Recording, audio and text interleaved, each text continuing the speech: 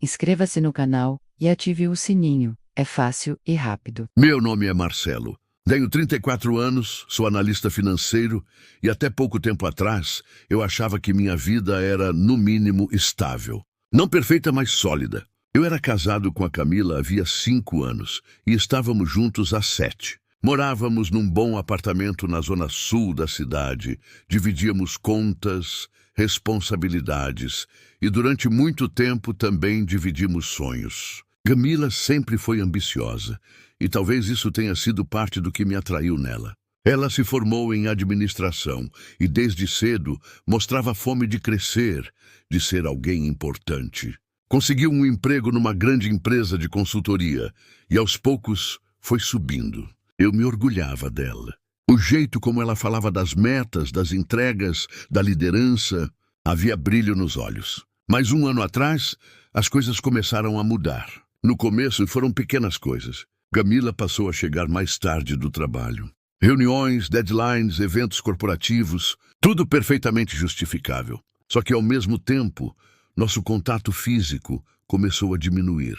Os beijos ficaram mais secos, os toques mais escassos, a cama mais fria. Falei sobre isso algumas vezes. Tentei abrir espaço, entender. É só uma fase, ela dizia.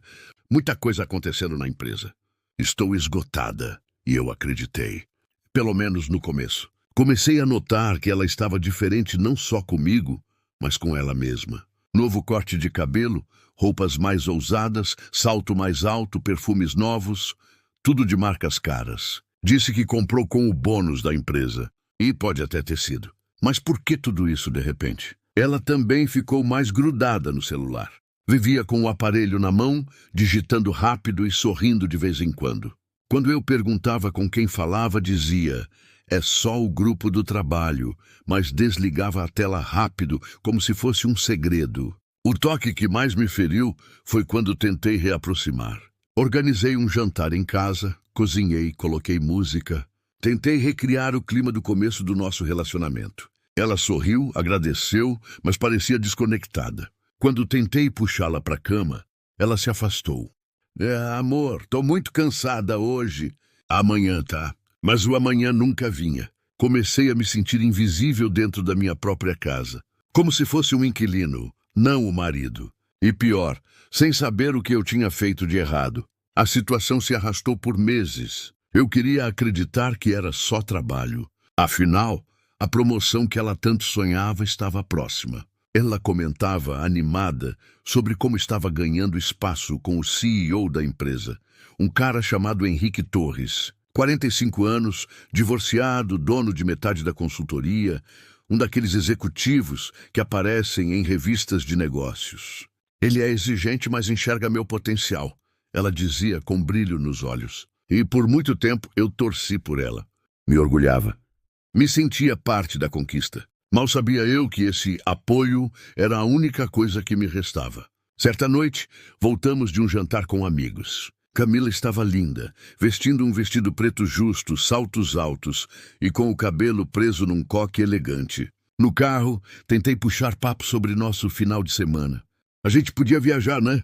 Só nós dois. Ir para aquela pousada em Paraty. Faz tempo que não saímos só como casal. Ela demorou para responder. Não sei, amor. O Henrique quer que eu esteja disponível nos próximos fins de semana. Vai ter um evento de estratégia. Talvez eu precise ir. Sempre ele? Eu soltei sem pensar muito. Ela virou o rosto irritada. Sempre esse tom, Marcelo. Ele é meu chefe. E se estou crescendo, é porque ele confia em mim. Você devia estar feliz por mim. Eu tô, mas... E a gente? Ela não respondeu. Ficou olhando pela janela até chegarmos em casa. Mais uma noite sem troca. Mais uma recusa. Eu não sou um cara paranoico. Sempre detestei gente que fica bisbilhotando o celular do parceiro, desconfiando de tudo. Mas o silêncio dela, os olhares vazios, as desculpas, tudo começou a me corroer por dentro. Na semana seguinte, notei algo estranho. Camila recebeu uma ligação à noite, saiu do quarto para atender. Falava baixo, em tom suave, e quando voltei da cozinha, ela desligou rápido. Perguntei, quem era? Seritz. Um cliente. Problemas com um projeto, só isso. Tentei confiar. mas uma frase ecoava na minha mente. Quem se esconde já se perdeu. Fomos convidados para a festa de fim de ano da consultoria. Camila estava animada, talvez até demais. Escolheu um vestido novo, passou horas se arrumando. Disse que era uma noite importante, que todos da liderança estariam lá. Na festa percebi como ela estava diferente. Dançava, sorria, brindava, mas não comigo. Henrique, o chefe, estava lá, alto, grisalho, elegante. Camila passou boa parte da noite ao lado dele, rindo, tocando o braço dele de leve. Aquilo me incomodou mais do que eu gostaria de admitir. Tentei dançar com ela. Ela recusou, sorrindo de forma quase constrangida. Agora não, amor. Estou com os líderes aqui. Depois, tá? Mas o depois não veio. Como tantas outras coisas. Naquela noite, quando voltamos para casa, tentei conversar. Eu estava com o coração apertado. Perguntei se ela ainda me amava. Se ainda existia nós. Ela respondeu: Marcelo, não é tão simples. Eu estou numa fase da vida em que preciso focar em mim. Preciso crescer, construir algo. Eu não sei se a gente ainda se entende. Doeu. Como se ela estivesse enterrando nossa história com palavras suaves. E foi nessa noite que tudo começou a ruir de verdade. O silêncio que se instalou entre mim e Camila depois da festa era mais pesado do que qualquer discussão. Não houve briga, gritos ou ofensas. Apenas uma frieza cortante, como se ela estivesse ali por obrigação.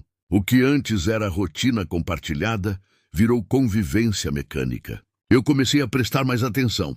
Pequenos detalhes se tornaram pistas. Ela trocou a senha do celular, algo que nunca tinha feito. Passou a sair de casa mais cedo e voltar cada vez mais tarde. E quando estava em casa, parecia estar em outro lugar. Fisicamente presente, emocionalmente ausente. Em um sábado à tarde, ela recebeu uma mensagem. Estava no banho e o celular vibrou em cima da mesa da sala. Não sou desses que vasculham o aparelho da parceira, mas naquele momento a dúvida pesava mais que o respeito à privacidade. Olhei. Você me enlouquece. Só de lembrar da sua boca ontem, senti um nó no estômago. A mensagem estava na pré-visualização. Não precisei desbloquear nada. Não tinha como explicar aquilo como profissional. Fiquei parado por alguns segundos. Meu coração acelerou, meu corpo gelou. Era como se tudo tivesse desabado de uma vez. E o mais cruel foi perceber que lá no fundo eu já sabia. Só não queria admitir. Camila saiu do banheiro de toalha, o cabelo ainda molhado, e sorriu. Você quer pedir comida ou saímos para jantar? Eu a encarei por 2 segundos a mais do que devia. Não respondi. Não naquele momento. Eu precisava pensar. Nos dias seguintes, minha mente virou um campo de guerra. Uma parte de mim queria confrontar na hora. Outra queria ter certeza, reunir tudo, entender até onde aquilo ia. Eu precisava saber se era só uma traição física ou se ela já estava planejando me substituir por completo. Criei um e-mail falso. Contratei um detetive particular. Sei que parece exagero, mas quando você começa a desconfiar de tudo, até a própria sanidade fica em dúvida. Eu queria a verdade, nua, crua e doída. Demorou só uma semana. O detetive me enviou fotos, prints, horários. Camila estava se encontrando com Henrique em um flat na região dos Jardins. As visitas aconteciam às segundas e quintas no horário do almoço. Às vezes, ela saía do trabalho e ia direto para lá, antes de voltar para casa como se nada tivesse acontecido. Nas imagens, ela sorria como não sorria para mim há meses. Tocava o rosto dele, abraçava, beijava. Entrava no carro dele, um SUV importado zero. Às vezes saía com sacolas de grife, bolsas caras, vestidos. Tudo pago por ele. Não era só um caso. Era um relacionamento paralelo. Uma vida paralela. Eu era o palhaço da história. O marido que ela usava como cobertura. A fachada de estabilidade. Eu não dormi naquela noite. Fiquei olhando para o teto, tentando entender onde eu tinha errado. Será que fui pouco homem? Pouco presente? Será que deixei de fazê-la se sentir desejada? Mas quanto mais eu pensava, mais percebia. Eu tentei. Tentei mesmo. Mas ela já tinha ido embora muito antes de me avisar. No dia seguinte, acordei cedo, mas não fui trabalhar. Esperei Camila sair. Vasculhei o guarda-roupa dela. Encontrei uma caixinha com joias que nunca vi, lingeries caras, perfumes que ela nunca usava comigo. Abri o notebook dela. O e-mail estava logado, e lá estava. Uma reserva de hotel para um fim de semana em Campos do Jordão. Ela e Henrique. 2 dias, uma suíte com hidromassagem. No campo de motivo da viagem, descompressão com o cliente VIP. Eu ri, um riso amargo, quase cínico. Era isso. Eu tinha perdido minha mulher para o chefe milionário. E ela nem se dava mais o trabalho de esconder bem. Pensei em explodir, em gritar, jogar tudo na cara dela quando voltasse. Mostrar as fotos, os prints, jogar o celular na parede. Mas eu queria mais. Queria que ela sentisse vergonha, culpa, arrependimento. E que Henrique também sentisse o gosto amargo de destruir uma casa. Montei um plano. Esperei até a sexta-feira da viagem. Camila saiu de mala pequena, como quem vai visitar uma amiga. Beijou minha bochecha com frieza e disse: "Me liga se precisar de algo, tá? Volto domingo à noite." Claro, amor." "Boa viagem", respondi. Foi a última vez que a chamei de amor. Assim que ela saiu, peguei o carro. Dirigi até Campos. Reservei um quarto no mesmo hotel, 2 andares abaixo. A recepcionista não fez perguntas. Um homem sozinho numa sexta à noite, em baixa temporada, não era incomum. Pedi que não chamassem táxi nem room service para o meu quarto. Eu estava ali para assistir, em silêncio. No sábado pela manhã, vi quando eles saíram do quarto 708. Ela, com um vestido leve, sorrindo, abraçada ao braço dele. Henrique estava de camisa.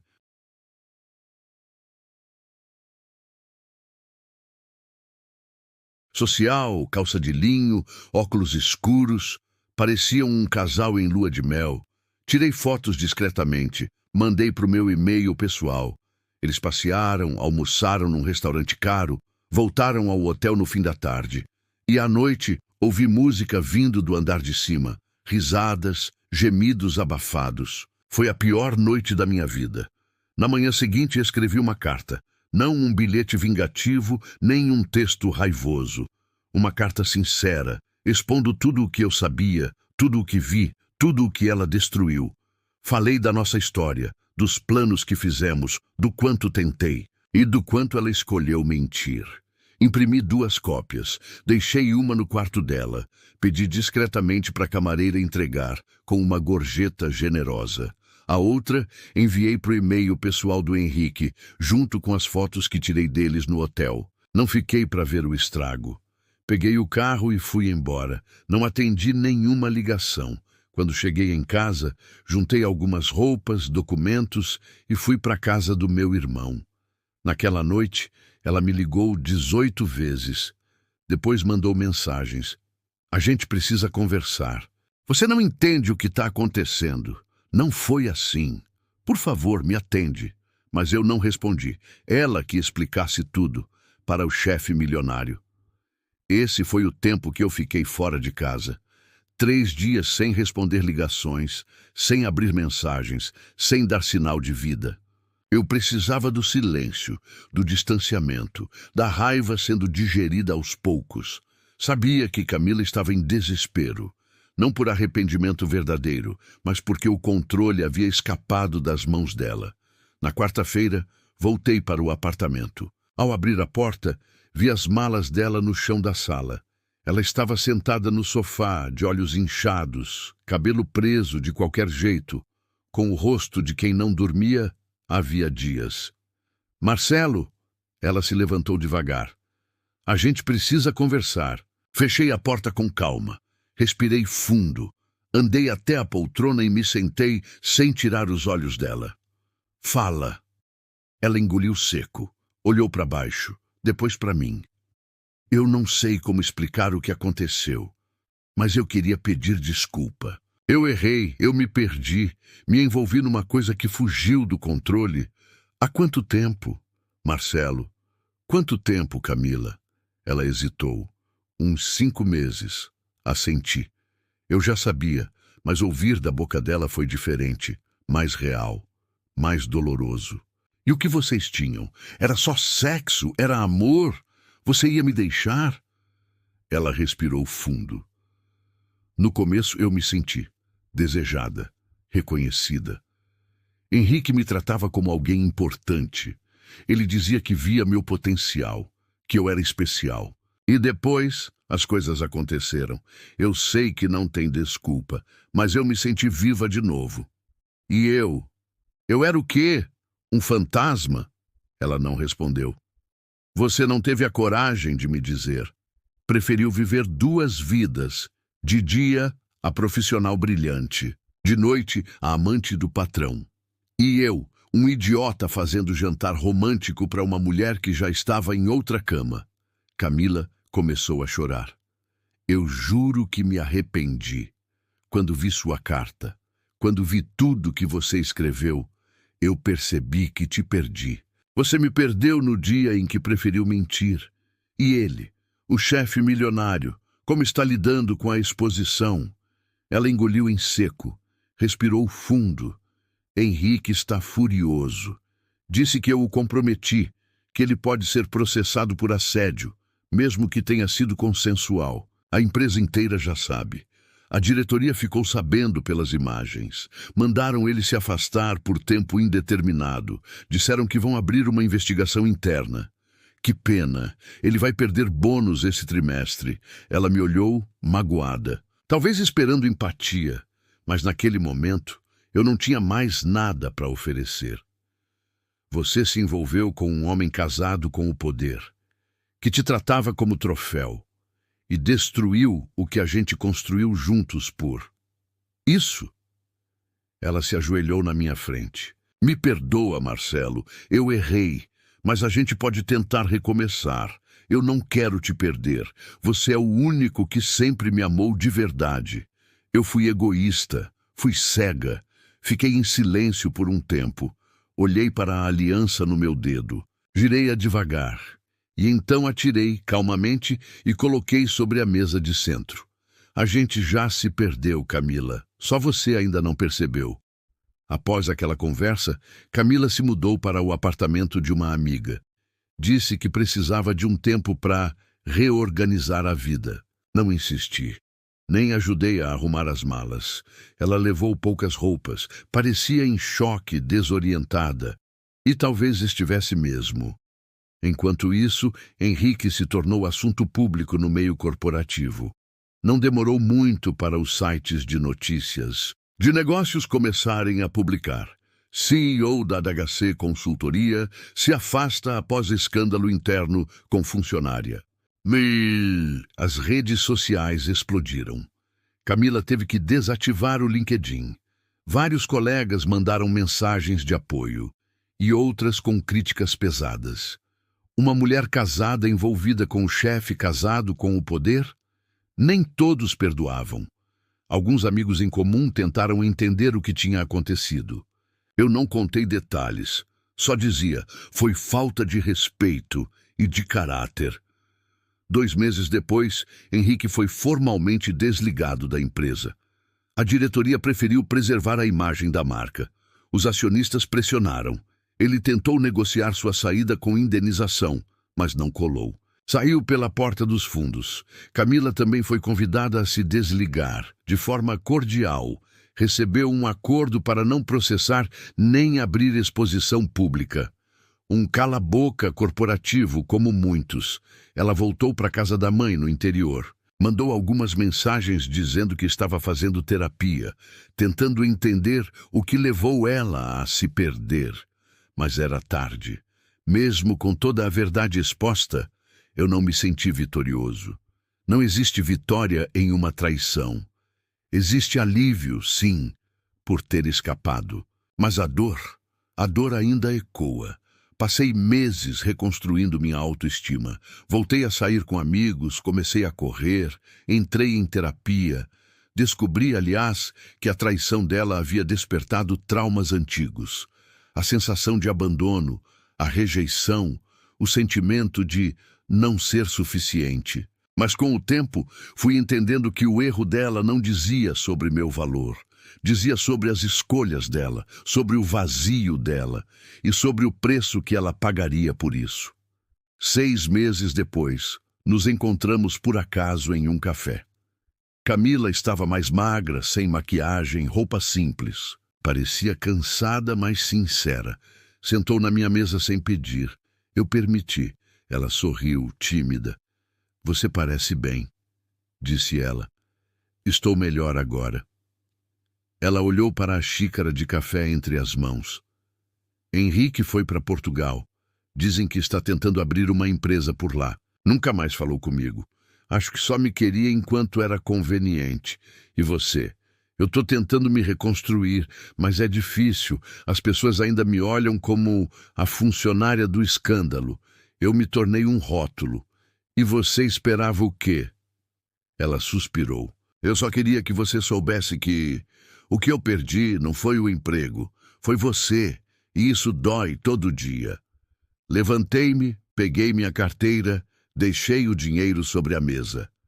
Espero que você aprenda com isso, Camila.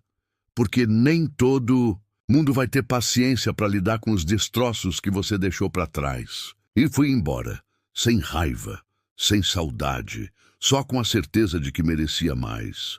É estranho pensar em tudo que vivi nos últimos 12 meses.